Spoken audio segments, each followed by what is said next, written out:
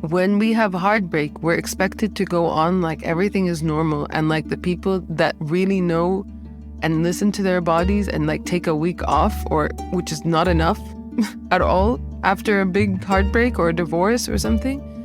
You need to like take a lot of time off to heal.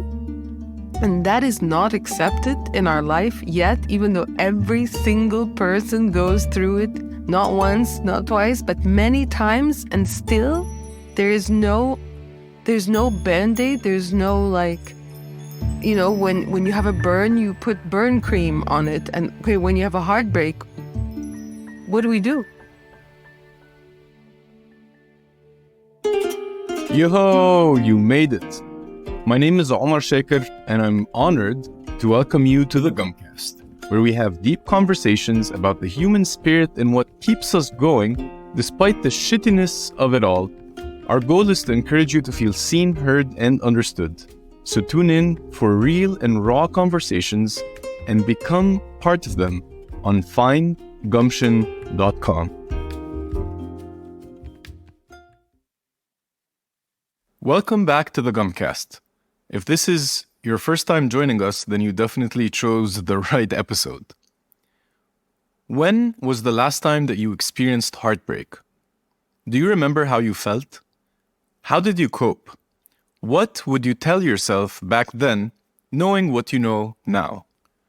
This episode is my best attempt at answering these questions, and my guest today is Sherin Wafaai, who is a psychologist, a user experience researcher, and also my ex-wife.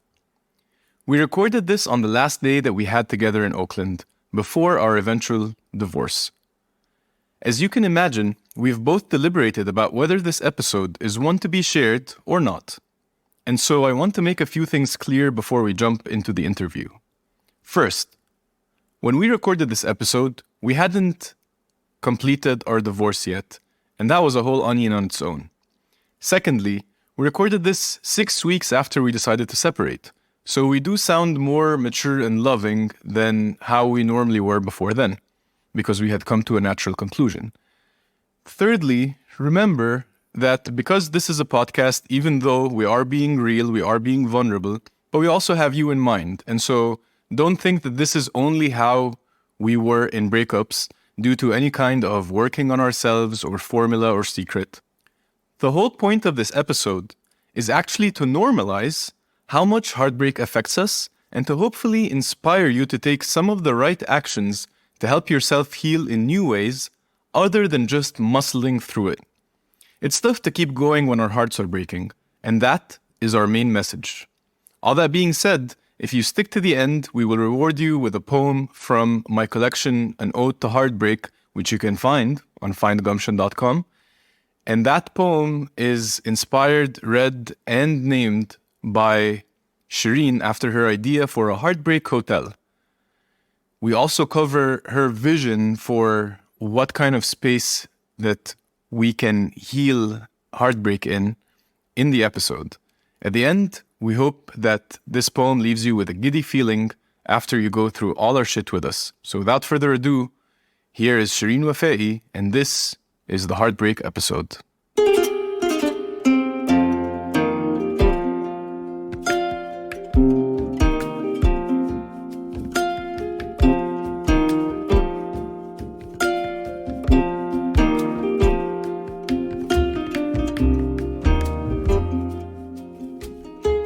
Hello, Sherin. Hi, Omar. I love you. I love you so much. It's good to have you back here. Our first episode in season 1 was a hit. A lot of people sent me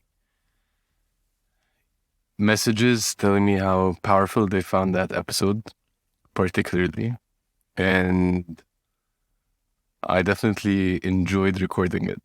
So it's really good to have you back. Thanks for blessing us with season 2. Last time we spoke about experiencing God, and you have been doing a lot of that. So I'm excited to continue telling your story and uncovering what that means. So welcome back. Thank you. It's good to be back in one of your amazing studios that you create all over the world. Yes, this is a very new one. You just turn the storage area into a studio. So thanks for the gifts that you brought. The tea, the kombucha, the flowers, Mother Mary. Mother Mary, it's a candle. Just for everyone that understands that Mother Mary is not sitting with us in the studio. However, she kind of is. Kind of is. If you saw the candle, you'd understand. And on the other side, we have a turquoise Buddha. Mm-hmm. Really beautiful. Just all the representations of unconditional love are with us in this room right now. But first, we always start with a story. And today's story is going to be really weird as hell for us to unpack together because we're kind of going through it together. So, we're going to try to put our assigned roles on the side and kind of just look ourselves in the mirror and see what we can unpack and what we can share. I will tell you the story. But to everyone listening, know that if I had heard this story just 3 years ago, maybe even 2 years ago, I would think I was pretty weird too. So I forgive you for all the thoughts that are going to creep into your mind as you hear the words coming out of my mouth.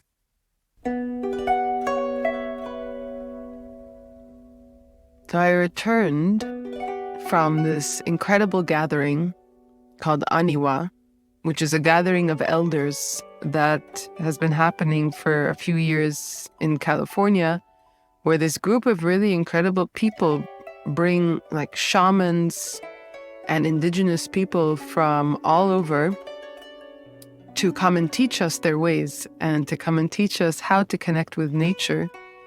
And connecting with nature and connecting with a higher consciousness has been extremely important to me because, realizing that we're all one and that we are not separate and everything is connected means that literally every single thing I do on this earth has an impact. Doesn't matter how small you are, doesn't matter how insignificant you feel. Everything you do, every word you speak has an impact.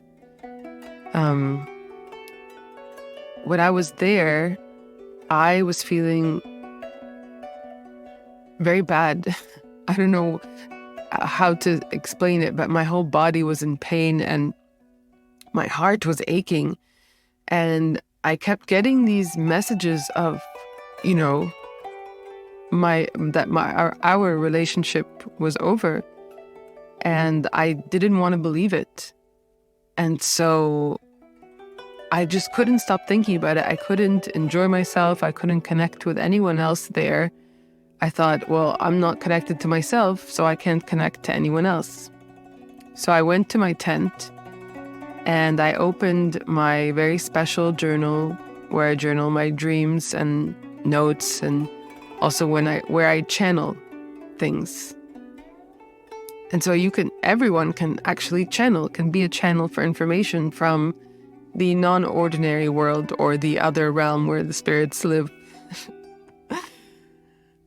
And there's this thing you can do called automatic writing where you kind of set an intention, you write a question at the top of the page and you kind of put 5 minutes on the clock, on the timer, or just let it free flow, and you put your pen on the paper and you just let it go. And you try as much as possible to not have your mind affect what you're saying or what you're writing. So I wrote at the top of the page in incredible desperation, please God, are you there?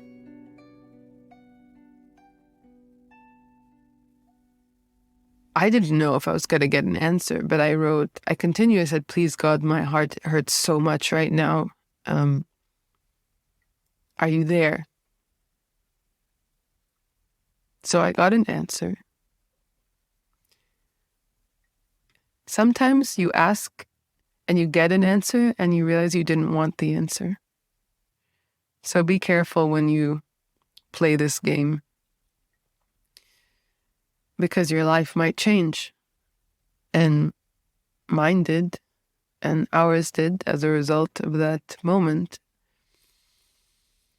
And I wrote down, or the answer was, we are here. We are all here with you, because God is not like a single entity, right? God is everything. We are all here with you. We're always here with you. And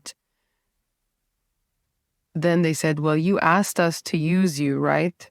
Because that's a prayer that I say almost every day, like, please, God, use me. How can I be of service? And he said, well, you asked us to use you, so now we're going to use you. You've been in preparation for a long time, and now it's time for you to go to India and meet Amma. And Amma is this spiritual person, woman, incredible, light in this world. And she's, helped millions of people, and she does so much charity work in India, but she's also very known for hugging people. She can hug up to 5,000 people a day at some of her darshans. And then the next message was, and you need to go and you need to separate from Omar, from your husband, from the host of the show. And you need to separate because you're blocking him from finding the person he's supposed to be with, or the person that will heal him. And then there was more, but I think that's enough.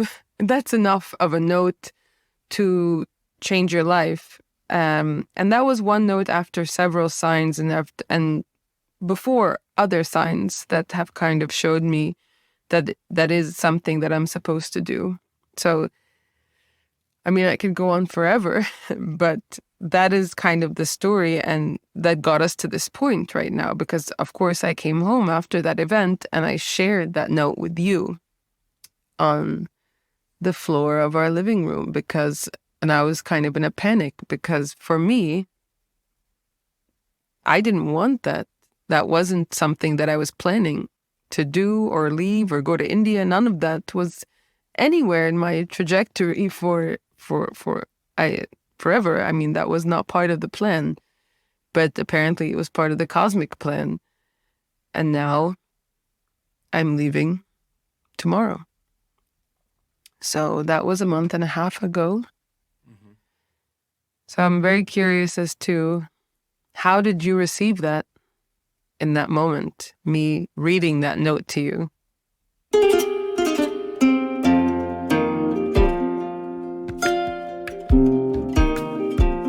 Well, first there was the resentment, and I felt like, how dare you?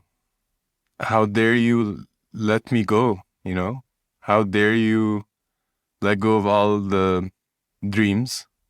There was a certain sense of entitlement that I feel like I've put in a lot of myself into the relationship, and so there was a lot of anger and resentment, and that part of me almost like suddenly flooded my brain with all the things that aren't right in the relationship, all the things that I haven't been able to express. And so it was like feels like some band-aid was ripped off, and there was a lot of then truth that flooded between us since then.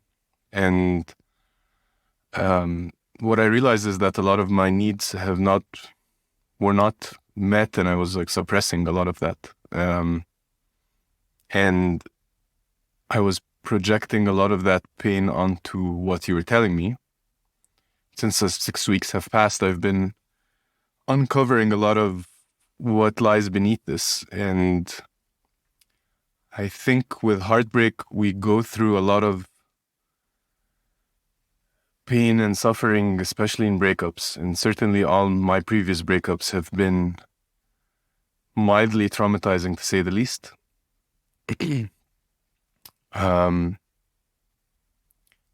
And for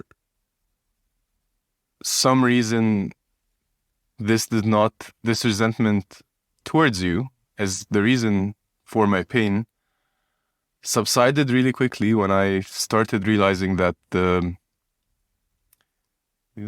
pain I'm feeling is really mine, and it's old, and it's the part of me that was looking at all these negative aspects of our relationship is really trying to protect me from being blinded, and it's been wanting to ask for its own needs, and it was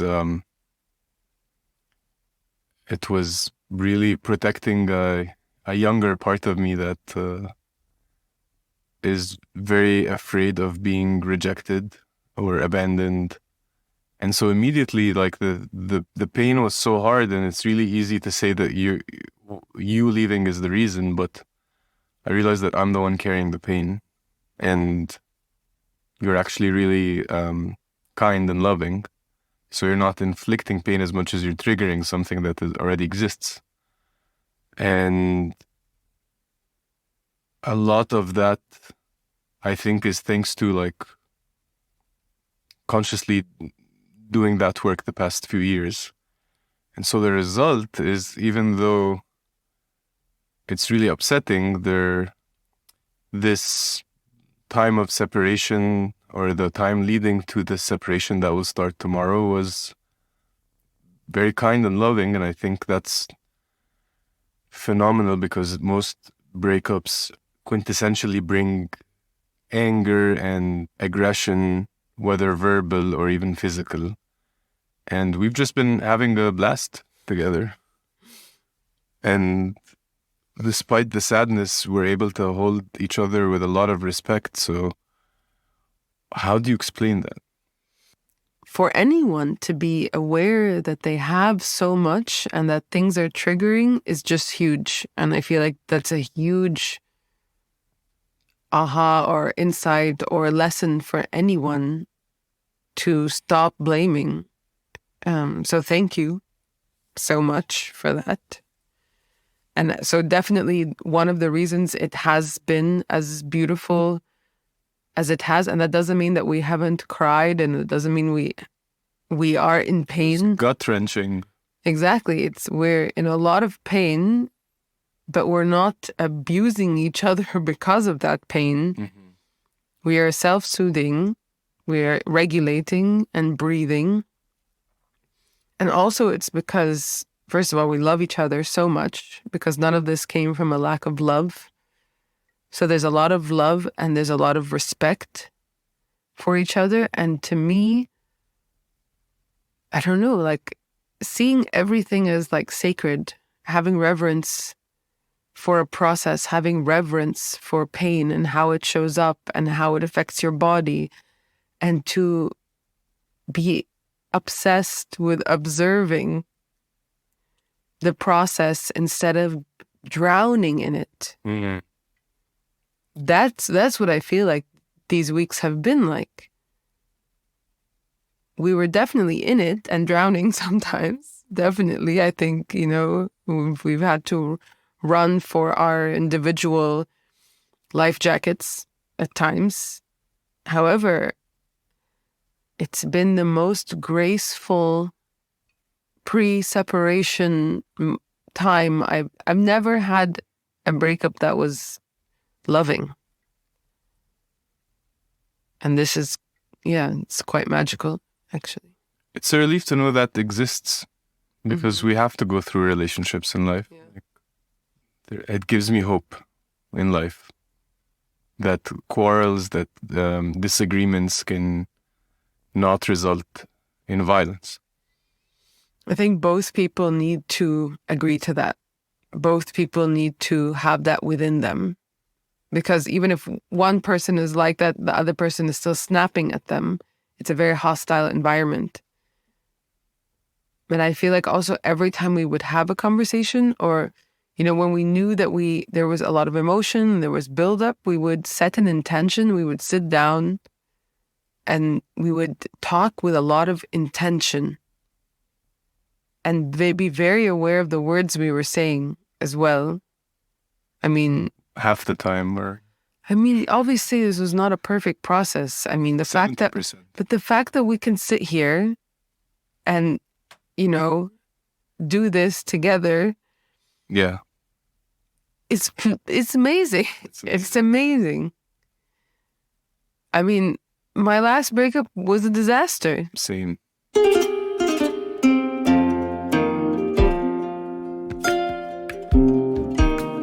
What's funny is that even though it's called heartbreak, and we know that we die when our heart literally breaks, and we go to the hospital even if our leg or arm breaks, but when we experience heartbreak, we continue going to work and we're expected to function normally.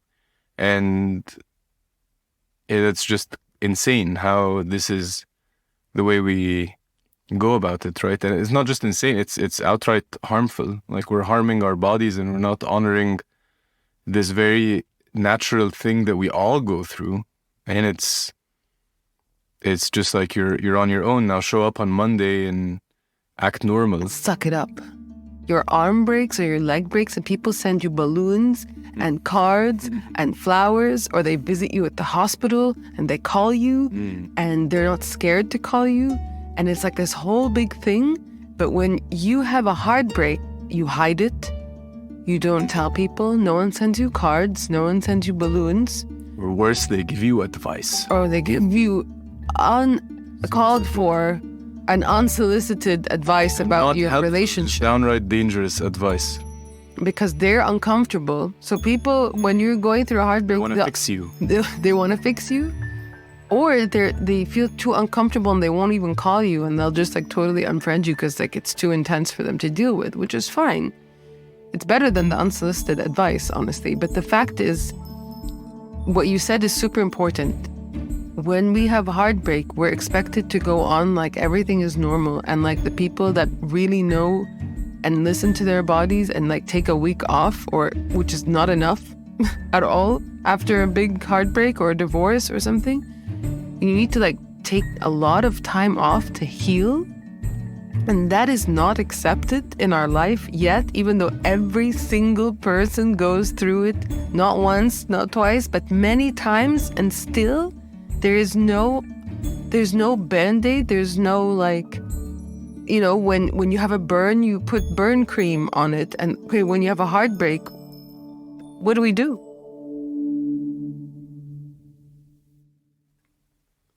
You think there's gonna be a day where we acknowledge that in society? Could you imagine a world where we prioritize people over productivity?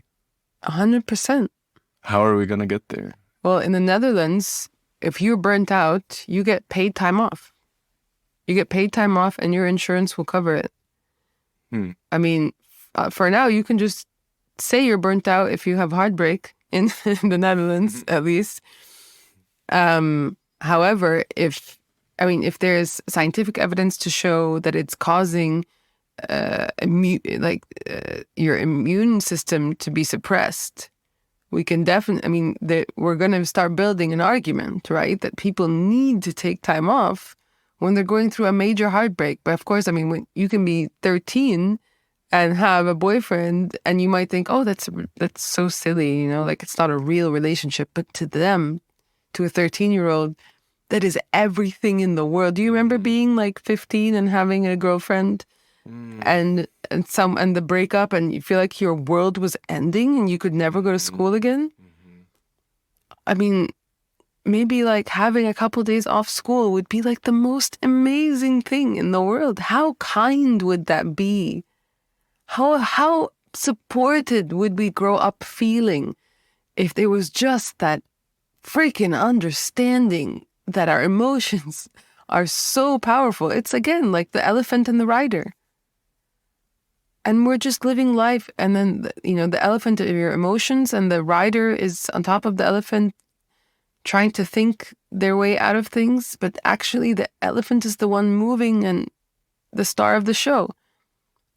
So one day, hopefully, we will start caring for that beautiful elephant and seeing what the elephant needs before the rider.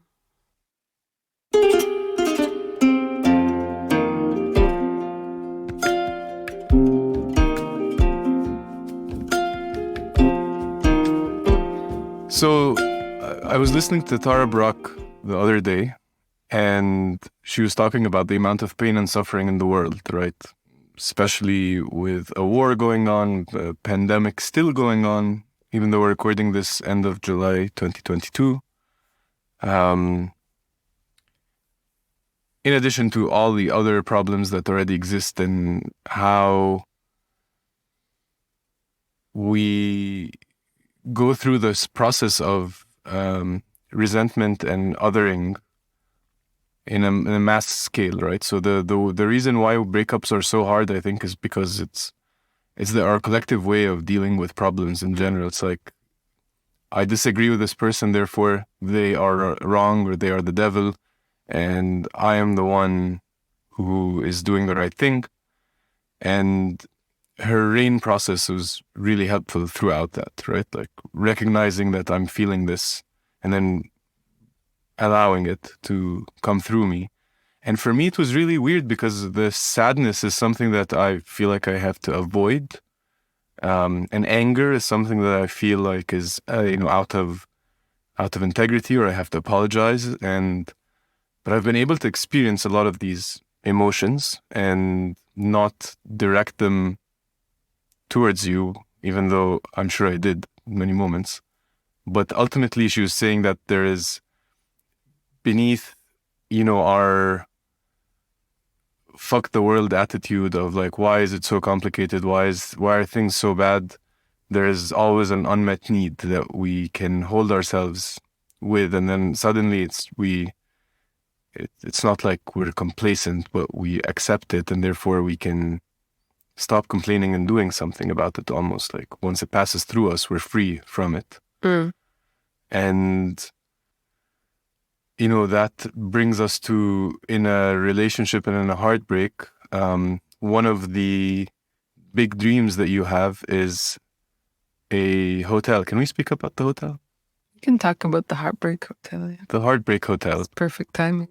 Yes. I love the idea because I feel like it's something that we all go through. So the Heartbreak Hotel is a vision that you have, right? Mm-hmm. And it's specifically a place, if I understand correctly, that will help people deal with heartbreak, right? Yeah. This moment, this very tender moment.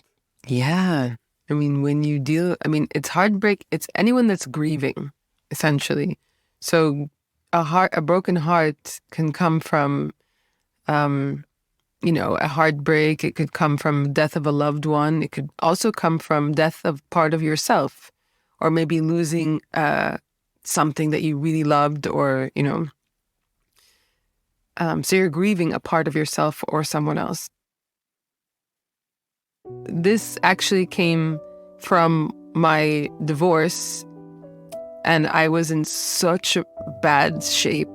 I don't think I've ever felt pain like that. And I was in the Netherlands, and I was alone. I mean, I had roommates, but I didn't even know them because I just moved in because I got kicked out of my house because I was not a great partner at the end of that marriage. I just felt so lonely and so sad, and was in so much pain. And I just remember thinking, God, we're not supposed to go through this alone. How is this okay that there are billions of people and I'm on the floor by myself in fetal position crying? Like, how is this supposed to happen? Where is my community? Where are the people that are supposed to hold me? And 100%, I learned a big lesson, because I do believe that we need to understand how to self-soothe and regulate, but to a certain extent. Then you need community. And so the Heartbreak Hotel is basically like a community that's like plug and play, ready for you. If you're in a heartbreak and your family doesn't understand, or your friends don't understand, and you don't want to talk to them about what's going on, or you're going to feel judged or whatever, you can come to the Heartbreak Hotel and you will be met with open arms, with... So I walk in to like this, it's a circular place, right? No sharp edges. No sharp edges, which is perfect when going through heartbreak. You want to baby-proof it. Mm-hmm. So I walk through the entrance. Is it made out of glass? No, wood. Wood. And like the door, is it like a big door with a brass knob, or is it like Well, it's always open, so you probably won't. there is no door. The doors are always open. Uh-huh. I mean, during opening hours, you know. So I walk in, does someone come and greet me? The first thing you get is a hug.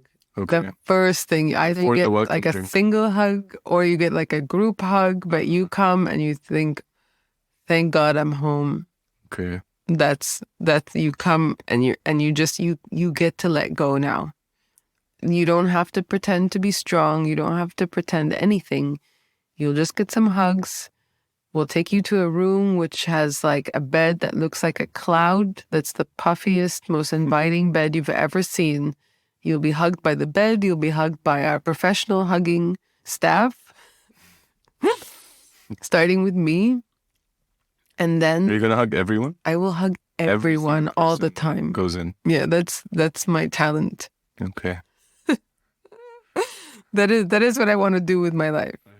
I think you'll need a people. business manager. Maybe they need an agent, like a hugging agent. A hugging agent. Yeah. Yeah. I mean, can you train people to do that kind of stuff? Not just the hugging, but the holding space and like the guiding of someone. Is it kind of like the place that you would, have people help you, or is it something that you want to do individually? That's your gift to give. Like, No, I mean, again, it's a community thing. So you would want people to be part of it and create it. We will create it together, and there'll be people that will do like body work, like massages, like somatic therapy, because as we said, like we feel things in our body and that's where the blockages are and that's where the pain is. So we'll need people to like literally massage the pain out of you, people doing energy work, people doing, connecting and just connecting with nature. I mean, that's the most important thing. So the place is going to have to be in the most incredible place. I'm thinking either Siwa or Sina, both places that are incredible, options. that have water and have the desert and have the stars and just have the purity of a landscape that is healing on its own.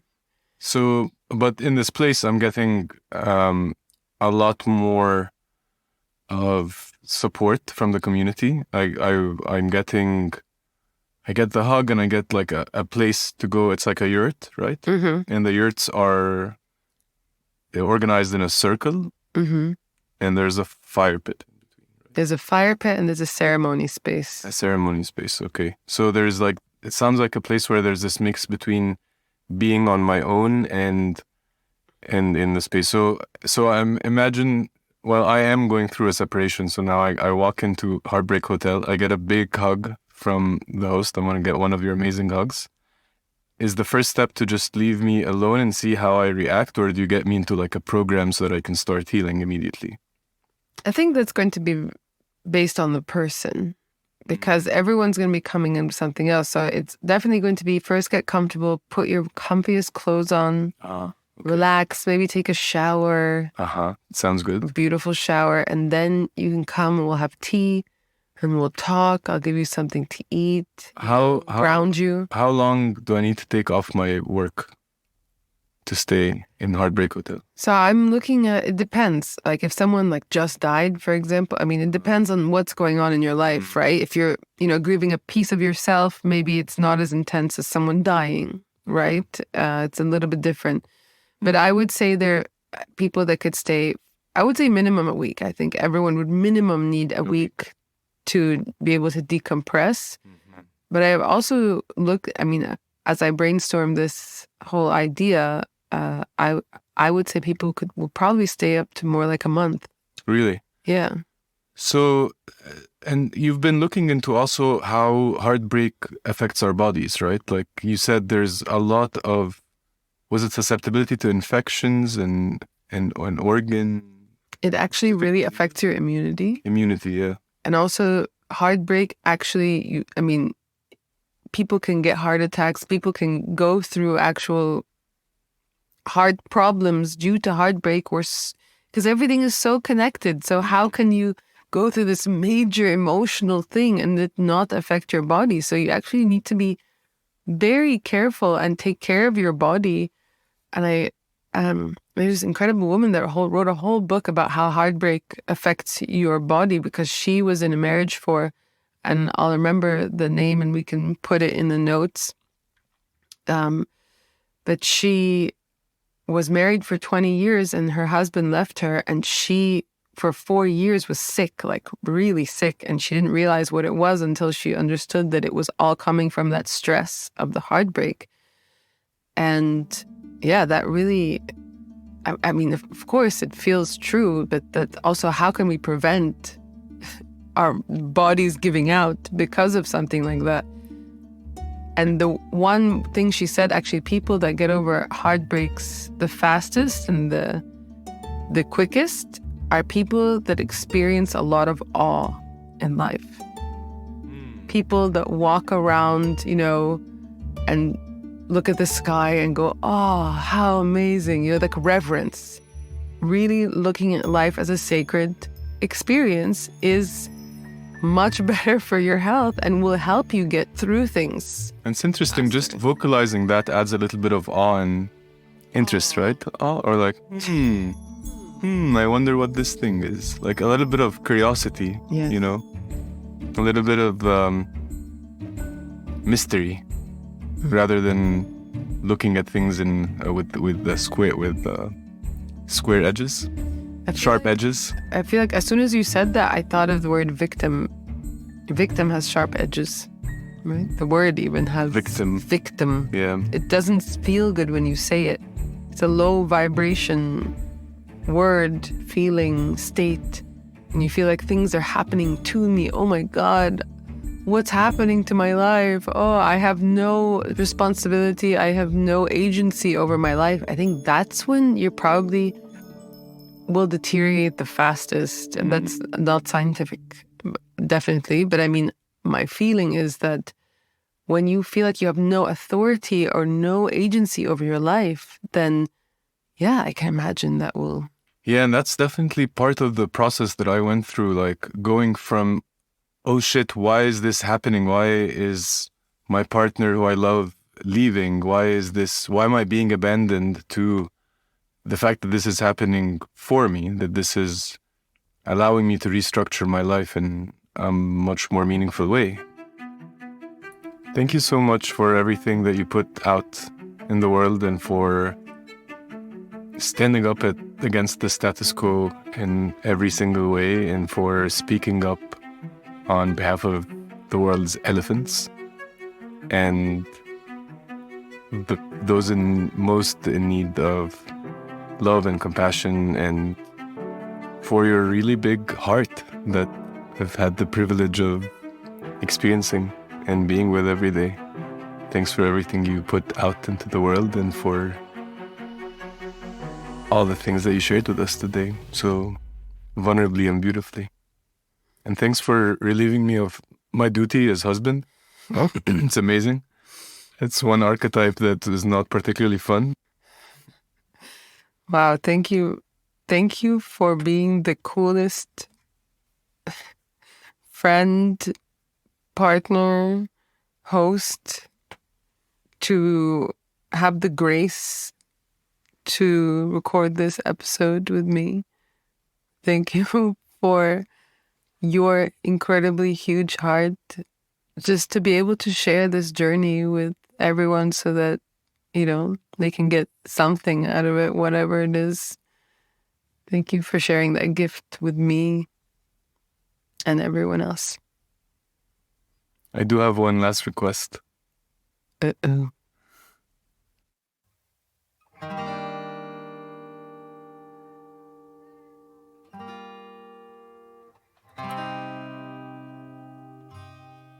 Heartbreak Hotel. Oh, that circular place. You're invited if you and your tail are in a chase. If life has separated husband from wife, or a friend from another, or a sister from a brother, then rejoice in your sadness, for we understand how separation bites at our wholeness. It makes us forget how bright we can get on our fucking own. So here is the pain, not just to be vain, but it is here, and it's now, and it's real, and it's how you will learn.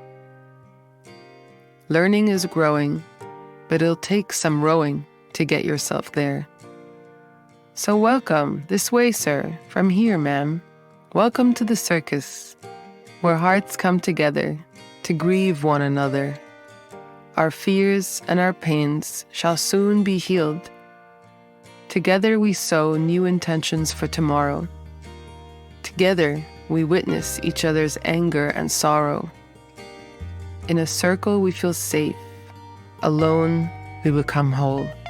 No relationship ever cured a lonely soul. So come on in and have a seat. Choose your favorite soft Persian cushion. Take your shoes off and turn your breath on. Forgive, wax off, find grace, wax on. And now we begin by cooking whole food, simple enough for your gut and complex enough for your heart and brain.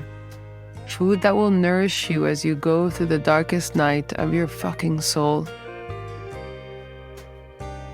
Your moment is here, and we know it sucks, but we'll cook what you need and to help you proceed and move on to the next chapter of your novel to be. And one day again, you shall run this time bright as the sun. But for now, here is a beautiful and circular space where the bullshit is exhaled and the good shit is inhaled. You're in room 6 between the oak tree and the pool. Our chefs and helpers all work in shifts that are steady. The eating and healing happens when you are ready. You'll meet all 8 guests and take a break from your hell, and every night we'll have a show and tell. So welcome to Heartbreak Hotel. May we all become whole again.